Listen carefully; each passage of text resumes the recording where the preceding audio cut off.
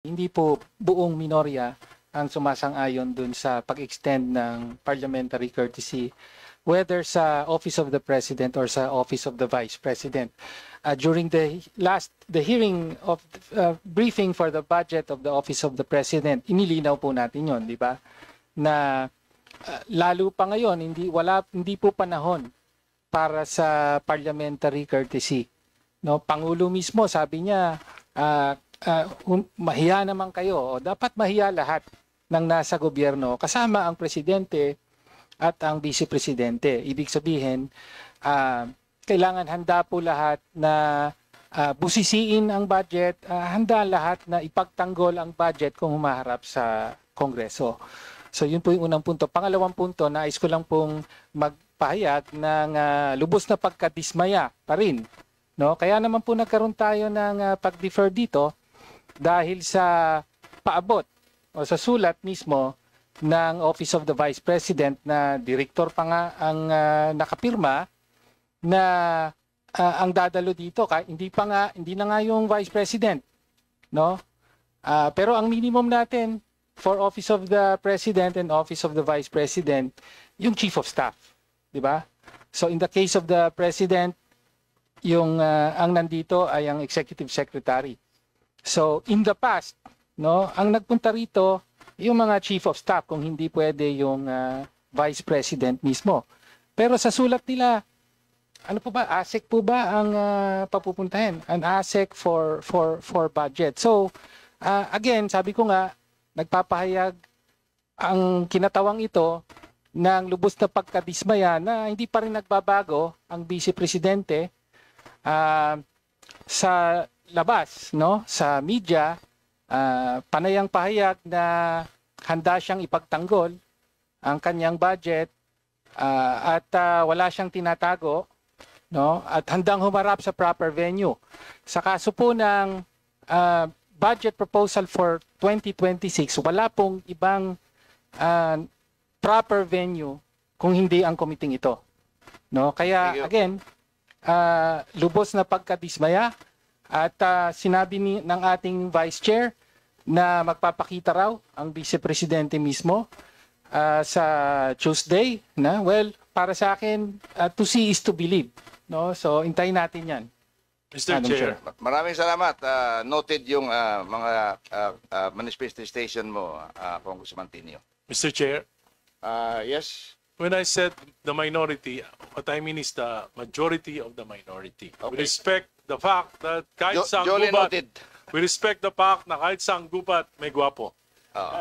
Duly noted Thank you, po. Duly Mr. noted. Chair, just last manifestation from the independent, not Pagbigyan natin ng majority, not pagbigyan minority. natin ng senior citizen from Mindanao. From the independent, Mr. Chair, I would just like to make a manifestation. Just to explain the rationale why we do give this parliamentary courtesy to a co-equal branch of the government.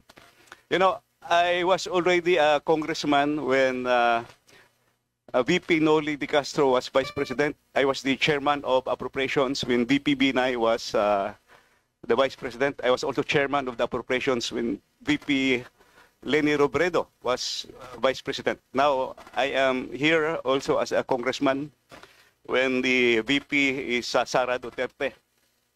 The parliamentary courtesy is only granted at the committee level. Why? The reason is we give parliamentary courtesy as a co-equal because we give respect to a co-equal or a higher position of government. Kumbaga sa layman's interpretation, it is really, I would say, awkward for a member of Congress to question a higher officer directly.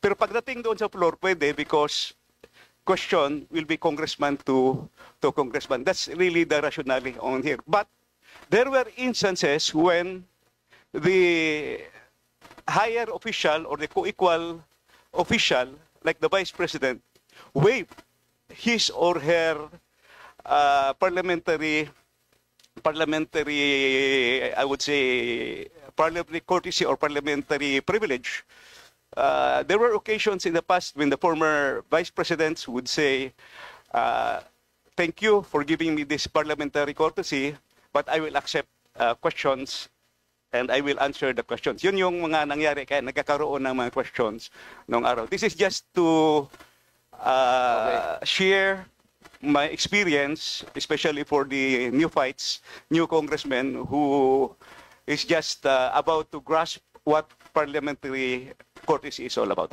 There is no Chair? substitute for experience from the elderly. Mr. Chair. Mr. Chair, a short manifestation as well. Yes, please kung go maaari. ahead. Okay. Maraming salamat, Mr. Chair. Galing naman to sa Gen Z ng Kongreso. And siguro with all due respect as well to my colleagues no, in the House of Representatives. Una po, we take exception doon sa sinabi po na higher office ang president or vice president. Sa pagtingin po namin, we are equally voted by the people.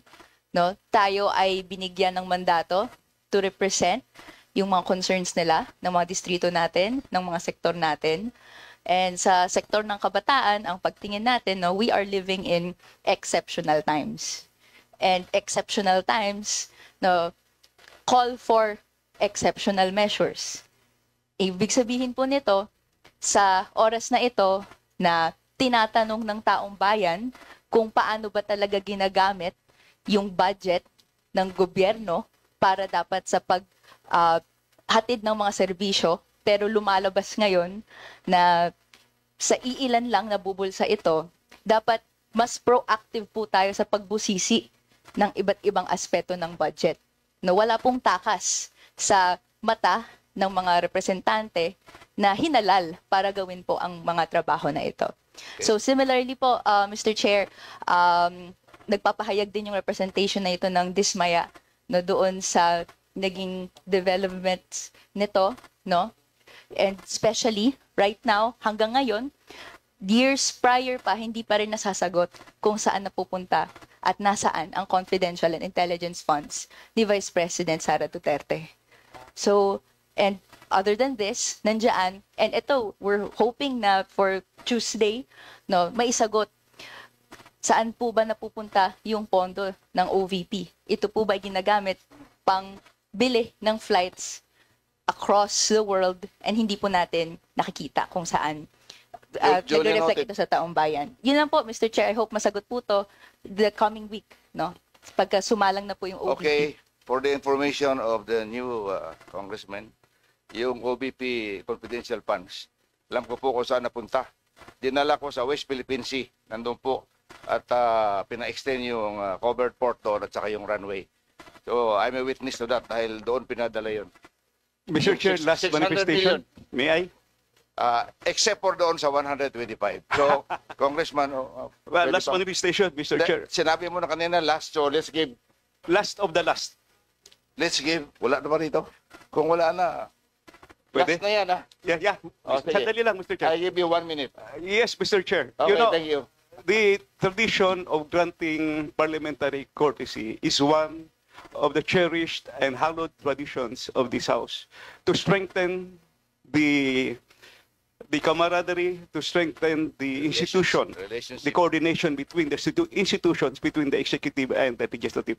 It does not mean that we have compromised accountability, transparency, because all questions can still be answered at the plenary. Again, as I have said, this is a long and cherished tradition which I believe should be maintained and should be continued not only by the House of Representatives but also on the other side. No? Senate also practices that. And it's not only the parliament here in the Philippines, almost all parliaments nationwide, no, worldwide, do practice. Thank you. Yung British Parliament, yung Westminster type of parliament, they do practice the parliamentary courtesy. So I think that's the last of the last. Thank you, Mr. Okay. Chair. Mr. Chair. Okay. Mr. Thank you po, Chair, thank you. Mr. Chair, Mr. Chair. last of the last na rin po. Mr. Chair. Mr. Chair, last. May I, Mr. Chair? Last of the last. Last. Mr. Chair. Okay. Thank you, Mr. Chair. Well, again, yung parliamentary courtesy po, sabi nga natin, yes, it's a tradition, pero lalo na sa ating lipunan, dapat ibasura na ang tradisyon na yan. No? Bakit po? No? Dahil una, pinapakita ng ating kasaysayan at mga nakikita natin ngayon na hindi uubra ang so-called presumption of regularity. No, kaya kailangan po ang norm dapat ay palaging magpapaliwanag at handang magpaliwanag ang mga opisyal, ang sino mang opisyal ng gobyerno na pinagkakatiwalaan ng pondo ng taong bayan. No? At pangalawang punto ay tanong ko, Mr. Chair. Sabi kanina ng chair, pupunta raw dito mismo ang vice presidente. Okay, maganda 'yon. Pero ang problema naman kung pagdating dito, parliamentary courtesy na naman po tayo, wala rin namang You tanungan can still ask questions na in the plenary. magaganap. Okay, Mr. Chair. we can still ask questions in the plenary. Pero ang Mr. ididiin Chair, po nga motion to natin, adjourn. ang kaibahan po ay dito lamang sa committee level, Motion to direktang suspend, Mr. Chair. matatanong, Motion to I suspend. still have the floor, direkta pong matatanong ang opisyal mismo, in this case, the Vice President. Alam naman natin lahat sa plenaryo, ang natatanong doon at sinasagot ay kapwa kongresista na natin. No, kaya iba po talaga rito. Kaya po, if this committee will still extend parliamentary courtesy to the Vice President, ako po ay naglalabas na ng hamon sa Vice Presidente mismo. That courtesy can always be extended by this committee, but it can always be waived by the official itself. So ang hamon ko po sa Vice Presidente at sa lahat ng mga official pa na binibigyan ng parliamentary courtesy, i-waive nyo po yan. At sagutin nyo ang mga tanong. Sa kaso ng Vice Presidente, sagutin niya ang tanong, sino si Mary Grace Piatos? Ano ang nangyari sa confidential funds? At sa mga bagong tanong ngayon, no, anong ginagawa sa budget ng OVP gayong ang Vice Presidente ay laging nasa abroad, no? Yun lang po, Mr. Chair. Maraming salamat. Okay, thank you very much. Yes? Motion to adjourn, Mr. Chair. Motion to suspend.